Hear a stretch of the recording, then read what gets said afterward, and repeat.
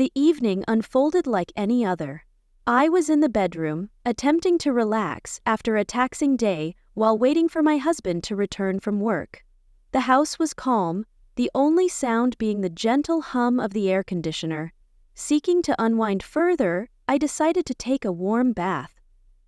The bathroom served as my refuge, a space where I could escape the burdens of the day. The air was filled with the calming aroma of lavender, and the soothing heat of the water embraced me as I slipped into the tub, letting my eyes close. My husband would likely be home soon. He often came to check on me during my baths, sometimes surprising me by joining in.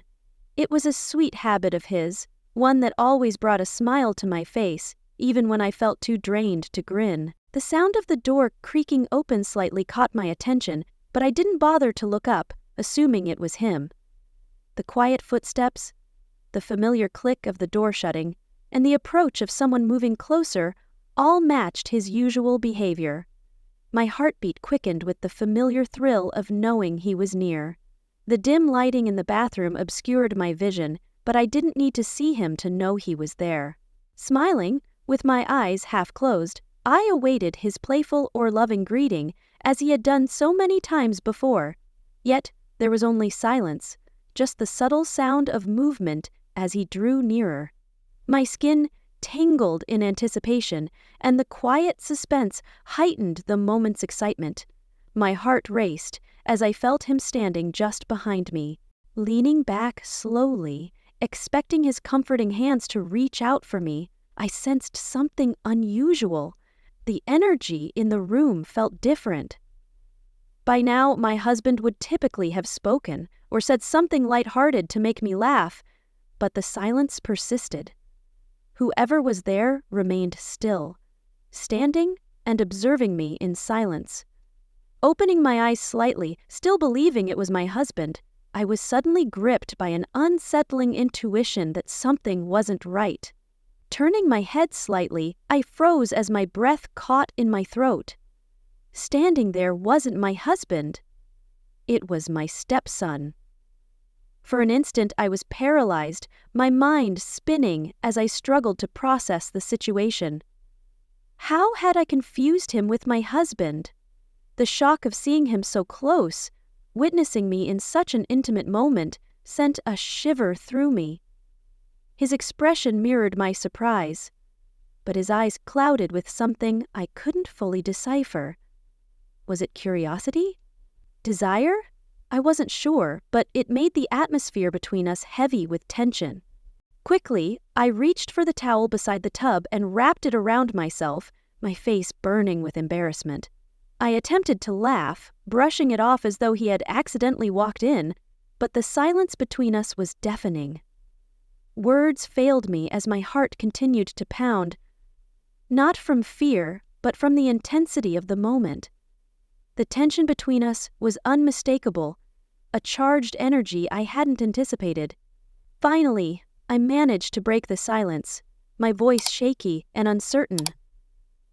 "What are you doing in here?" I asked. He stammered, his gaze briefly shifting away before returning to mine. I thought you were Dad," he muttered, his cheeks as flushed as mine.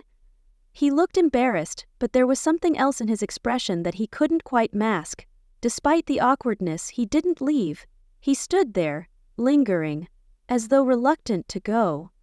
Part of me wanted to tell him to leave, to dispel the awkwardness and restore normalcy. But another part of me, the one that felt the electric charge in the room, was curious. What was he thinking? And what was I feeling? I couldn't deny the heat that coursed through me, the strange thrill of being seen in such a vulnerable way by someone other than my husband. The feeling was wrong, I knew that, but it clung to me nonetheless. Clearing my throat in an effort to break the tension only seemed to amplify it. "Well, your dad's not home yet," I said softly, my voice barely above a whisper. He stepped closer, his eyes never leaving mine. I noticed his chest rising and falling quickly, as though he was grappling with the strange confusion I felt. But still, he didn't leave. For a fleeting moment, we were both trapped in this strange, forbidden stillness. The atmosphere between us charged with an unspoken intensity. My heart raced even faster, and I couldn't help but wonder if he could hear it too. The room seemed smaller, the air heavier, as if everything around us was frozen, holding its breath, waiting for something to occur. My thoughts raced, trying to figure out what to say or do, but I couldn't move. Neither could he. A soft knock on the front door suddenly shattered the stillness, breaking the tension like the sound of breaking glass.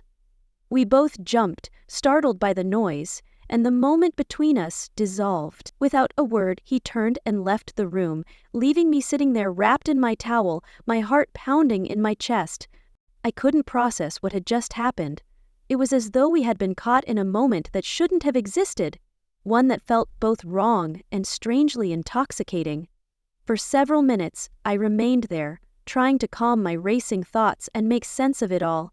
Eventually, I got out of the tub, dried off, and dressed quickly, though my mind continued to swirl with what had occurred. From the other room, I heard my husband greeting his son, and it hit me. Life outside this moment was continuing as if nothing had happened, but for me, everything had changed in that brief, tense encounter. I couldn't stop replaying it in my mind, reliving every detail again and again. What if the knock on the door hadn't come? What if we'd remained alone in that room, with all that tension still hanging in the air? What might have happened? Later that night, as I lay in bed next to my husband, I couldn't shake the memory of my stepson's eyes on me. The way he had looked at me. It was a dangerous thought, one I knew I shouldn't entertain, but it lingered at the edge of my mind, tempting me in ways I didn't want to acknowledge. No matter how much I tried to forget it, I knew I wouldn't. That moment had shifted something within me, something I wasn't ready to confront. It felt like a secret, one that could unravel everything if I wasn't careful. The next morning, life seemed to return to normal. My husband kissed me goodbye before leaving for work, and my stepson barely glanced at me as he headed out the door. But the memory of that moment lingered, unspoken but undeniable. Despite my efforts to push it away, I couldn't stop wondering what it meant, or what it could mean if we found ourselves alone in the house again.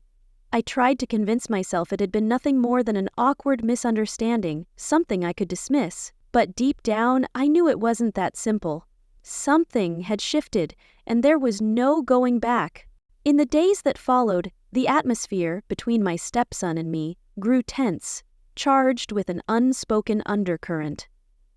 Every time I caught his gaze or felt him near me, I was reminded of that night. It was as though the memory had carved itself into my mind, impossible to ignore. I did my best to act normal, brushing it off as an accident, but the tension was impossible to shake. My thoughts kept returning to how he had stood there, the way he had looked at me. I didn't understand why it affected me so deeply, but it did. Every time the memory surfaced, my heart raced, and my skin prickled with the lingering energy of that charged moment. I was determined to leave it all behind.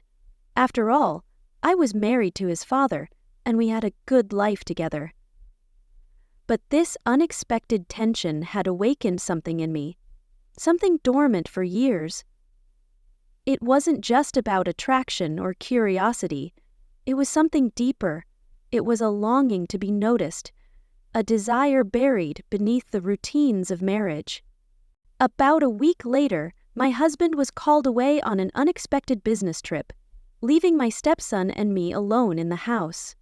I assured myself it wasn't a big deal and that life would go on as usual. Yet, a part of me felt uneasy, as if something between us was building, something we couldn't avoid. That first night, I found myself restless, wandering the house aimlessly, trying to distract myself with chores or TV. But my mind kept drifting back to him. I could hear him moving in his room, the faint sound of his footsteps in the hallway, and it unsettled me in a way I hadn't felt in years. Eventually, I retreated to my bedroom, seeking peace and solitude. I lay in bed, scrolling through my phone in an attempt to distract myself, but my thoughts continued to circle back to him. My imagination played tricks on me. I thought I heard his footsteps nearing my door, wondered if he might knock. I shook my head, scolding myself for letting my mind wander. He was probably just as uncomfortable as I was, and wouldn't dare cross any boundaries. Still, as the night dragged on, my nerves refused to settle. Needing a distraction, I got up and went to the bathroom, hoping a splash of cold water might clear my thoughts. The house was quiet, and the hallway's dim light cast long shadows as I walked. Standing before the mirror, I stared at my reflection, feeling as though I were looking at a different version of myself. Someone caught between desire and guilt, unable to reconcile the tension growing inside. I closed my eyes and let the cool water run over my hands before splashing it on my face. When I opened my eyes again, I saw him in the mirror. My stepson was standing in the bathroom doorway, just as he had that night. This time, there was no mistaking who he was. My heart leapt into my throat, and I turned quickly, instinctively clutching my towel around me, even though I wasn't in the tub. "What are you doing?" I asked, my voice barely audible. He didn't respond immediately.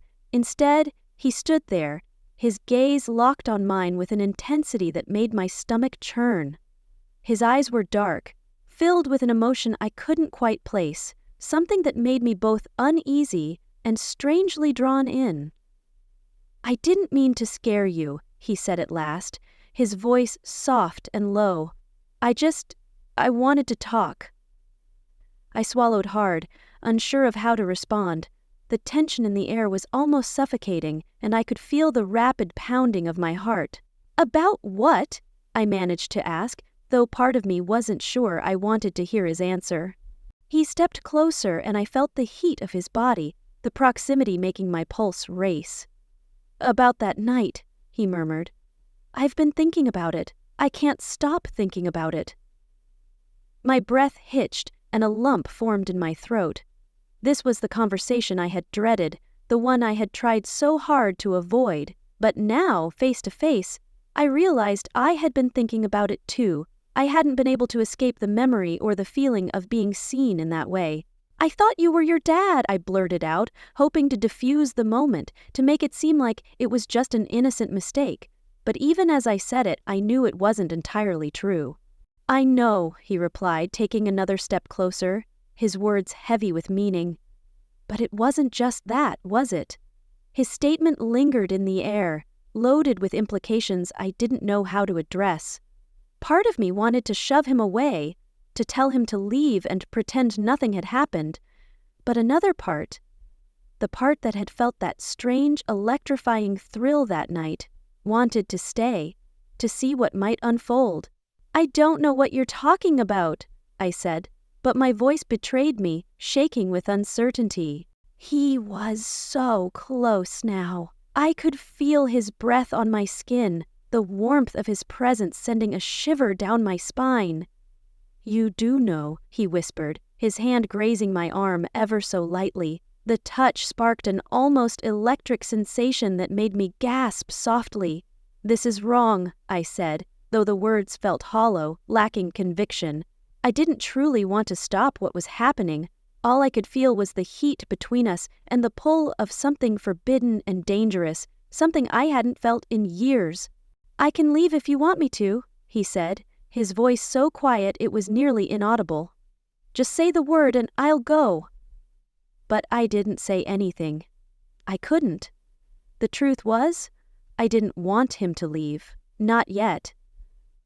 He moved closer, and the tension between us snapped like a taut string breaking. Before I could process what was happening, his lips were on mine, tentative at first, then growing more urgent and desperate. I kissed him back, gripping the edge of the sink as my body reacted to his touch. In that moment, all the guilt and confusion melted away, replaced by something raw and primal. This wasn't about love or even desire. It was about the exhilaration of crossing a boundary, stepping into uncharted territory. When we finally pulled apart, both of us breathless and flushed, I saw the same mix of emotions in his eyes that I was feeling: desire, guilt, and uncertainty. Neither of us knew what would happen next, but we both understood that we had crossed a line we couldn't undo. "I'm sorry," he whispered, his voice thick with emotion. "I didn't mean for this to happen." I shook my head, still struggling to catch my breath. "It's not your fault," I said softly. "It just happened." We stood in silence for a few moments, each of us trying to process what we'd just done. But even as the weight of the situation began to sink in, I couldn't ignore the fact that I didn't entirely regret it. Not completely,